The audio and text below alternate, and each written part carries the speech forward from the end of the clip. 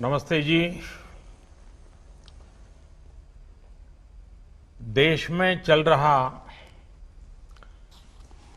Structural reforms का सिलसिला आज एक नए पड़ाव पर पहुंचा है। Transparent taxation, honouring the honest, 21वीं सदी के टैक्स सिस्टम की इस नई व्यवस्था का आज लोकार्पण किया गया है। इस प्लेटफॉर्म में फेसलेस असेसमेंट, फेसलेस अपील और टैक्स पेयर चार्टर जैसे बड़े रिफॉर्म्स हैं। फेसलेस असेसमेंट और टैक्स पेयर चार्टर आज से ही लागू हो गए हैं, जबकि फेसलेस अपील की सुविधा 25 सितंबर यानी दीनदयाल उपाध्याय जी के जन्मदिन से पूरे देश भर में नागरिकों के लिए उपलब्ध हो जाएगी। अब टैक्स सिस्टम भले ही फेसलेस हो रहा है, लेकिन टैक्स पेयर को ये फेयरनेस और फियरलेसनेस का विश्वास देने वाला है। ये सभी टैक्स पेयर्स को इस महत्वपूर्ण तोहफे के लिए मैं बहुत बहुत बधाई देता हूं और इनकम टैक्स विभाग के सभी अधिकारियों को, हर छोटे मोटे कर्मचारी को भी बहुत बहुत शुभकामनाएं देता हूं। साथियों, बीते 6 वर्ष में हमारा फोकस रहा है banking the unbanked, securing the unsecured और फंडिंग द अनफंडेड। आज एक तरह से एक नई यात्रा शुरू हो रही है। ऑनरिंग द ऑनेस्ट, ईमानदार का सम्मान। देश का ईमानदार टैक्स पेयर राष्ट्र निर्माण में बहुत बड़ी भूमिका निभाता है। जब देश के ईमानदार टैक्स पेयर का जीवन आसान बनता है, वो आगे बढ़ता है, तो देश का भी विकास होता है, देश भी आगे बढ़ता है। साथियों, आज से शुरू हो रही नई व्यवस्थाएं, नई सुविधाएं मिनिमम गवर्नमेंट, मैक्सिमम गवर्नेंस, इसके प्रति हमारी प्रतिबद्धता को और मजबूत करती है। ये देशवासियों के जीवन से सरकार को, सरकार के दखल को कम करने की दिशा में भी एक बड़ा कदम है। साथियों, आज हर नियम कानून को, हर पॉलिसी को प्रोसेस और पावर सेंट्रिक अप्रोच से बाहर निकालकर उसको पीपल सेंट्रिक और पब्लिक फ्रेंडली बनाने पर बल दिया जा रहा है। ये नए भारत के नए गवर्नेंस मॉडल का प्रयोग है और इसके सुखद परिणाम भी देश को मिल रहे हैं।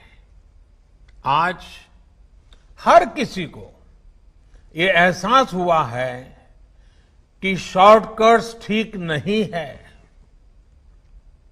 और हमारे यहां तो रेलवे स्टेशन पे लिखा जाता है, shortcut will you cut you short. गलत तौर तरीके अपनाना सही नहीं है।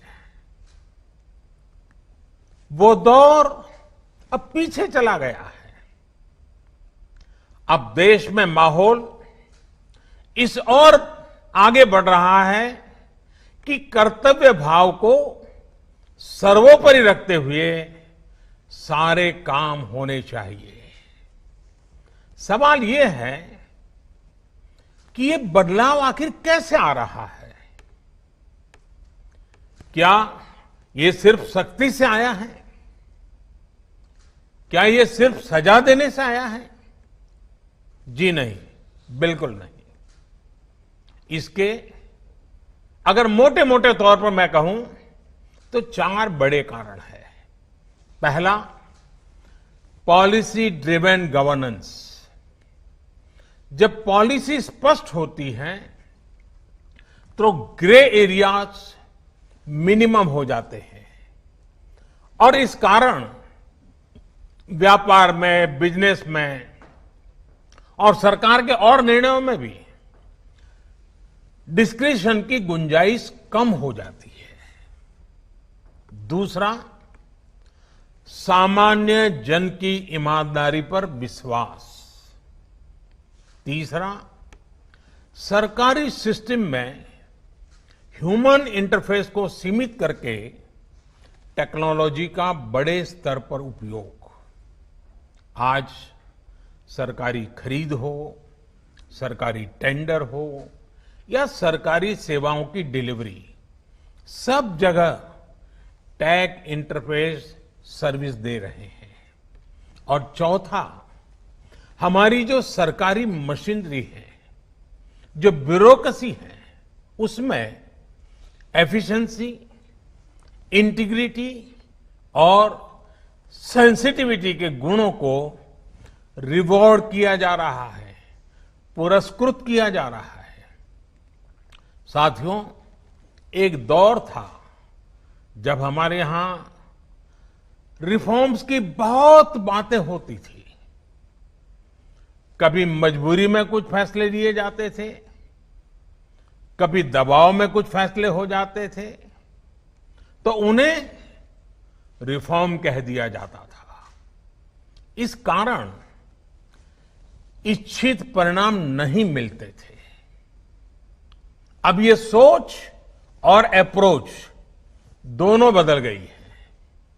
हमारे लिए रिफॉर्म का मतलब है रिफॉर्म नीति आधारित हो, टुकड़ों में नहीं हो, होलिस्टिक हो और एक रिफॉर्म दूसरे रिफॉर्म का आधार बने, नए रिफॉर्म का मार्ग बनाए। और ऐसा भी नहीं है कि एक बार रिफॉर्म करके रुक गए। ये निरंतर सतत चलने वाली प्रक्रिया है। बीते कुछ वर्षों में देश में 1,500 से ज्यादा कानूनों को समाप्त किया गया है। ईज ऑफ डूइंग बिजनेस की रैंकिंग में भारत आज से कुछ साल पहले 134वें नंबर पर था। आज भारत की रैंकिंग 63 है। रैंकिंग में इतने बड़े बदलाव के पीछे अनेकों रिफॉर्म्स हैं, अनेकों नियमों कानूनों में बड़े परिवर्तन है। रिफॉर्म्स के प्रति भारत की इसी प्रतिबद्धता को देखकर विदेशी निवेशकों का विश्वास भी भारत पर लगातार बढ़ रहा है। कोरोना के इस संकट के समय भी भारत में रिकॉर्ड एफडीआई का आना इसी का उदाहरण है। साथियों, भारत के टैक्स सिस्टम में फंडामेंटल और स्ट्रक्चरल रिफॉर्म्स की जरूरत इसलिए थी क्योंकि हमारा आज का ये सिस्टम गुलामी के कालखंड में बना और फिर धीरे धीरे इवॉल्व हुआ। आजादी के बाद इसमें यहां वहां थोड़े बहुत परिवर्तन किए गए, लेकिन लार्जली सिस्टम का कैरेक्टर, उसकी चाल चलन वही रहा। परिणाम यह हुआ कि जो टैक्स पेयर राष्ट्र निर्माण का एक मजबूत पिलर है, जो देश को गरीबी से बाहर निकालने के लिए योगदान दे रहा है, उसको कटघरे में खड़ा किया जाने लगा। इनकम टैक्स का नोटिस फरमान की तरह बन गया। देश के साथ छल करने वाले कुछ मुट्ठी भर लोगों की पहचान के लिए बहुत से लोगों को अनावश्यक परेशानी से गुजरना पड़ा। कहां तो टैक्स देने वालों की संख्या में गर्व के साथ विस्तार होना चाहिए था, और कहां गठजोड़ की, साठगांठ की व्यवस्था बन गई। इस विसंगति के बीच ब्लैक और व्हाइट का उद्योग भी फलता फूलता गया। इस व्यवस्था ने ईमानदारी से व्यापार कारोबार करने वालों को, रोजगार देने वालों को और देश की युवा शक्ति की आकांक्षाओं को प्रोत्साहित करने के बजाय कुचलने का काम किया। साथियों, जहां कॉम्प्लेक्सिटी होती है, वहां कंप्लायंस भी मुश्किल होता है। कम से कम कानून हो, जो कानून हो वो बहुत स्पष्ट हो, तो टैक्स पेयर भी खुश रहता है और देश खुशहाल होता है। बीते कुछ समय से यही काम करने की दिशा में एक के बाद एक कदम उठाए जा रहे हैं। अब जैसे दर्जनों टैक्सेस की जगह जीएसटी आ गया, रिटर्न से लेकर रिफंड की व्यवस्था को पूरी तरह से ऑनलाइन किया गया। जो नया स्लैब सिस्टम आया है, उसमें बेवजह के कागजों और दस्तावेजों को जुटाने की मजबूरी से मुक्ति मिल गई है। यही नहीं, पहले 10 लाख रुपए से ऊपर के विवादों को लेकर सरकार हाई कोर्ट और सुप्रीम कोर्ट पहुंच जाती थी। अब हाई कोर्ट में 1 करोड़ रुपए तक के और सुप्रीम कोर्ट में 2 करोड़ रुपए तक के केस की सीमा तय की गई है। विवाद से विश्वास जैसी योजना से कोशिश ये है कि ज्यादातर मामले कोर्ट से बाहर ही सुलझ जाए। इसी का नतीजा है कि बहुत कम समय में ही करीब 3 लाख मामलों को सुलझाया जा चुका है। साथियों, प्रक्रियाओं की जटिलताओं के साथ साथ देश में टैक्स भी कम किया गया है। 5 लाख रुपए की आय पर अब टैक्स 0 है। बाकी स्लैब में भी टैक्स कम हुआ है। कॉरपोरेट टैक्स के मामले में हम दुनिया में सबसे कम टैक्स लेने वाले देशों में से एक हैं। साथियों, कोशिश ये है कि हमारी टैक्स प्रणाली सीमलेस हो, पेनलेस हो, फेसलेस हो। सीमलेस यानी टैक्स एडमिनिस्ट्रेशन हर टैक्स पेयर को उलझाने के बजाय समस्या को सुलझाने के लिए काम करे। पेनलेस यानी टेक्नोलॉजी से लेकर रूल्स तक सब कुछ सिंपल हो। फेसलेस यानी टैक्स पेयर कौन है और टैक्स ऑफिसर कौन है, इससे मतलब ही नहीं होना चाहिए। आज से लागू होने वाले ये रिफॉर्म्स इसी सोच को आगे बढ़ाने वाले हैं। साथियों, अभी तक तो होता यह है कि जिस शहर में हम रहते हैं उसी शहर का टैक्स डिपार्टमेंट हमारी टैक्स से जुड़ी सभी बातों को हैंडल करता है। स्क्रूटिनी हो, नोटिस हो, सर्वे हो या फिर जब्ती हो, इसमें उसी शहर के इनकम टैक्स डिपार्टमेंट की आयकर अधिकारी की मुख्य भूमिका रहती है। अब ये भूमिका एक प्रकार से खत्म हो गई है। अब इसको टेक्नोलॉजी की मदद से बदल दिया गया है। अब स्क्रूटिनी के मामलों को देश के किसी भी क्षेत्र में किसी भी अधिकारी के पास रैंडम तरीके से आवंटित किया जाएगा। अब जैसे मुंबई के किसी टैक्स पेयर का रिटर्न से जुड़ा कोई मामला सामने आता है, तब इसकी छानबीन का जिम्मा मुंबई के अधिकारी के पास नहीं जाएगा, बल्कि संभव है कि वो चेन्नई चला जाए, गुवाहाटी चला जाए, रायपुर चला जाए, अहमदाबाद चला जाए। वो फेसलेस टीम के पास जा सकता है और वहां से भी जो आदेश निकलेगा उसका रिव्यू किसी दूसरे शहर, कहीं जयपुर हो जाएगा, बेंगलुरु हो जाएगा, चेन्नई हो जाएगा, कोची हो जाएगा, वहां की टीम करेगी। अब फेसलेस टीम कौन सी होगी, इसमें कौन होगा, ये भी कंप्यूटर रैंडमली तय करेगा। और ये प्रक्रिया भी बार बार उसमें बदलाव होता रहेगा। साथियों, इस सिस्टम से करदाता और इनकम टैक्स दफ्तर को जान पहचान बनाने का, प्रभाव और दबाव का मौका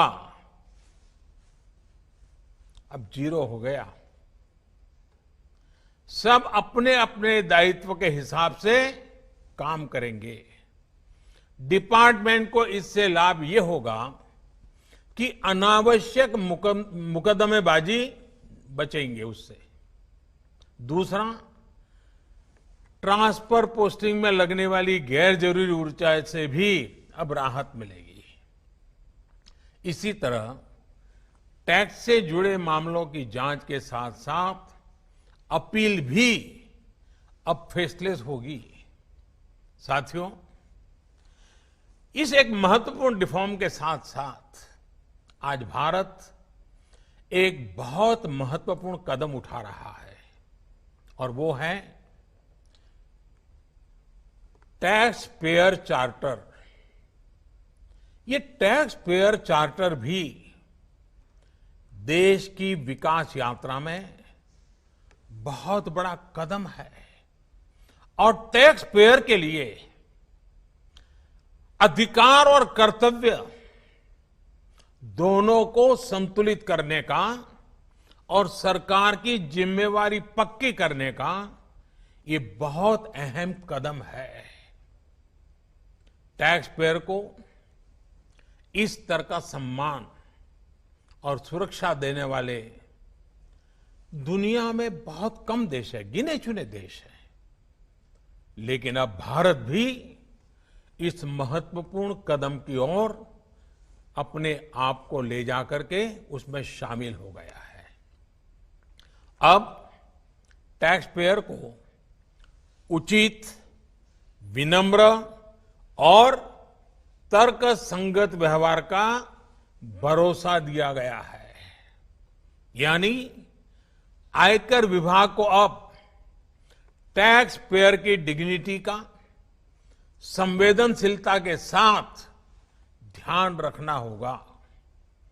अब टैक्स पेयर की बात पर विश्वास करना होगा। डिपार्टमेंट उसको बिना किसी आधार के ही शक की नजर से नहीं देख सकता। अगर किसी प्रकार का संदेह है भी तो टैक्स पेयर को अब अपील और समीक्षा का भी अधिकार दिया गया है। साथियों, अधिकार हमेशा दायित्वों के साथ आता है, कर्तव्यों के साथ आते हैं। इस चार्टर में भी टैक्स पेयर से कुछ अपेक्षाएं की गई हैं। टैक्स पेयर के लिए टैक्स देना या सरकार के लिए टैक्स लेना ये कोई हक का अधिकार का विषय नहीं है, बल्कि ये दोनों का दायित्व है, जिम्मेवारी है, कर्तव्य है, रिस्पॉन्सिबिलिटी है। टैक्स पेयर को टैक्स इसलिए देना है क्योंकि उसी से सिस्टम चलता है। देश की एक बड़ी आबादी के प्रति देश अपना फर्ज निभा सकता है और उज्जवल भविष्य की ओर कदम भी रख सकता है। इसी टैक्स से खुद टैक्स पेयर को भी तरक्की के लिए, प्रगति के लिए बेहतर सुविधाएं और इंफ्रास्ट्रक्चर मिल पाता है। वहीं सरकार का ये दायित्व है कि टैक्स पेयर की पाई पाई का सदुपयोग करे। ऐसे में आज जब करदाताओं को सुविधा और सुरक्षा ये दोनों मिल रही हैं, तो देश भी हर टैक्स पेयर से अपने दायित्वों के प्रति ज्यादा जागरूक रहने की अपेक्षा करता है। साथियों, देशवासियों पर भरोसा, इस सोच का प्रभाव कैसे जमीनी पर नजर आता है, ये समझना भी बहुत जरूरी है। वर्ष 2012-13 में जितने टैक्स रिटर्न होते थे उसमें से 0.94% की स्क्रूटनी होती थी। वर्ष 2018-19 में ये आंकड़ा घटकर 0.26% पर आ गया है। यानी केस की स्क्रूटनी करीब करीब 1/4 हो गई है, 4 गुना कम हुई है। स्क्रूटनी का 4 गुना कम होना अपने आप में बता रहा है कि बदलाव कितना व्यापक है। साथियों, बीते 6 वर्षों में भारत ने टैक्स एडमिनिस्ट्रेशन में गवर्नेंस का एक नया मॉडल विकसित होते देखा है। We have decrease complexity, decrease taxes, decrease litigation, increase transparency, increase tax compliance, increase trust on the tax payer. साथियों, इन सारे प्रयासों के बीच बीते 6-7 साल में इनकम टैक्स रिटर्न भरने वालों की संख्या में करीब 2.5 करोड़ की वृद्धि हुई है। ये वृद्धि तो बहुत बड़ी है, लेकिन इस बात का हम इनकार नहीं कर सकते हैं कि इसके बावजूद भी 130 करोड़ के देश में ये बहुत कम है, बहुत कम है। इतने बड़े देश में सिर्फ 130 करोड़ में से 1.5 करोड़ साथी ही इनकम टैक्स जमा करते हैं। 130 करोड़ में 1.5 करोड़। मैं आज देशवासियों से भी आग्रह करूंगा, जो सक्षम है उनको भी आग्रह करूंगा, भिन्न भिन्न करके व्यापार उद्योग के संगठन चलाते हैं उनको भी आग्रह करूंगा। इस पर हम सबको चिंतन करने की जरूरत है, देश को आत्मचिंतन करना होगा और ये हमारा आत्मचिंतन ही आत्मनिर्भर भारत के लिए आवश्यक है, अनिवार्य है। और ये जिम्मेदारी सिर्फ टैक्स डिपार्टमेंट की नहीं है, ये जिम्मेवारी हर हिंदुस्तानी की है, हर भारतीय की है जो टैक्स देने में सक्षम है, लेकिन अभी वो टैक्स नेट में नहीं है। वो स्वप्रेरणा से अपने आत्मा को पूछे, आगे आए। और अभी 2 दिन के बाद 15 अगस्त है। आजादी के लिए मरने मिटने वालों को जरा याद कीजिए। आपको लगेगा, हां, मुझे भी कुछ न कुछ देना चाहिए। आइए विश्वास के, अधिकारों के, दायित्वों के इस महत्वपूर्ण भावना का सम्मान करते हुए, इस प्लेटफॉर्म का सम्मान करते हुए नए भारत, आत्मनिर्भर भारत के संकल्प को सिद्ध करें। एक बार फिर देश के वर्तमान और भावी ईमानदार टैक्स पेयर को बहुत बहुत बधाई देता हूं, शुभकामनाएं देता हूं।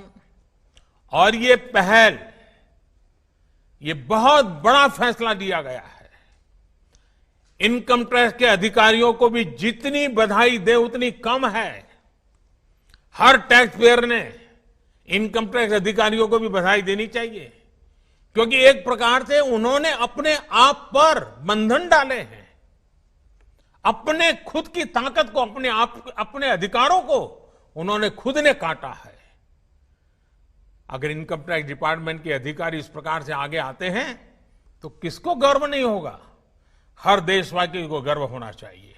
और पहले के जमाने में शायद टैक्स के कारण कुछ समस्याएं होगी, लोगों ने टैक्स देने के रास्ते पर जाना पसंद नहीं किया होगा।